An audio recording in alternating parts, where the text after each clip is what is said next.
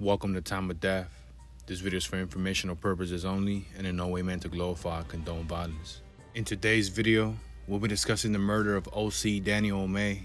May died of a gunshot wound to the neck on Thursday, March 26, 2009 in the 600 block of East Ruddock Street in Covina, according to LA County coroner records. Quentin Maddox Jr. was subsequently arrested and charged with the murder. The following is the evidence at trial. Samuel Abernathy testified that he was smoking, drinking, and freestyle rapping in an alleyway near Prospero and Ruddock Street, where everyone just hangs out.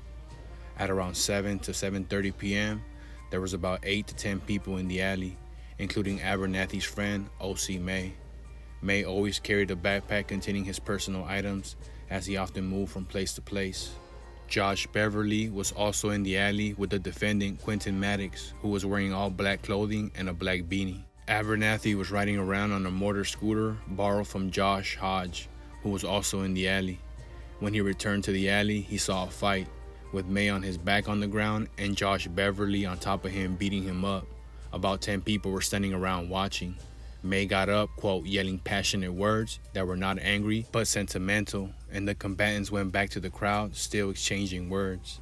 As the crowd regrouped, Abernathy saw the defendant, Maddox, whom he had not met before that day, pull out a gun from below his waist. Maddox swung it 360 form, pointing it at everybody, and Abernathy ducked and ran. May also turned to run, and when May's back was turned, Maddox reached for him with the hand not holding the gun. Abernathy heard one gunshot as he ran away, about 10 seconds after he saw Maddox pull out the gun. Abernathy did not look back. Abernathy did not see May reach for anything in his waistband. Although May was wearing his backpack when Abernathy first saw him, when Abernathy returned from riding the scooter, he did not see the backpack. Anne Marie Hernandez testified that between 7 and 7:30 p.m. that night, she was walking to Rite Aid near the alley with her husband and children. She saw about 8 men in the alley. On the way back from the Rite Aid, she saw 2 men arguing, and then within seconds, it became a physical fight. She stopped and saw one of the men, who she later learned was May, turn around and take a step or two. The other man had a gun in his pants in the waistband to the right of his belt buckle, and he pulled the gun out, pointed it at May, and shot him once. Hernandez did not see May reach for his waistband. May fell to the ground.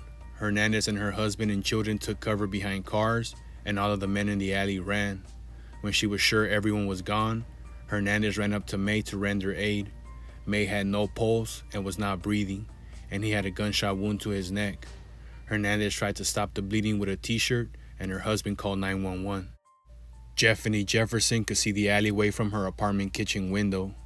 At around 7 or 7:30 p.m., she saw May, whom she knew, in the alley with 15 or 20 other people. Jefferson heard yelling and screaming, and then she heard May say, "Stop, man, stop playing.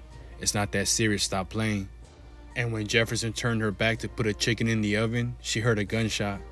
She ran downstairs and saw 3 men running. 2 were her neighbors and ran into their house. The 3rd man ran past her wearing all black and a black beanie. He had May's backpack with him, which she knew May had with him at 4 p.m. when he helped her with her groceries. The running man dropped the black beanie on the corner of Ruddock and Vecino. When Jefferson reached the alley, she saw O.C. laying on the ground. Deputy Medical Examiner Adams Pokins testified that he performed an autopsy on May. May had lacerations and abrasions on his face and a single gunshot wound through the neck, entering on the right side of the back neck and exiting on the left side of the neck. The trajectory was from right to left and back to front. There was no soot or stippling around the wound, which indicated that most likely the gun was more than 2 feet away from May. The bullet had severed May's spinal cord completely, which would have incapacitated May immediately and would have made him unable to breathe. May had died of suffocation. Blood tests showed alcohol, marijuana, methamphetamine, and hydrocodone, a painkiller, in May's system.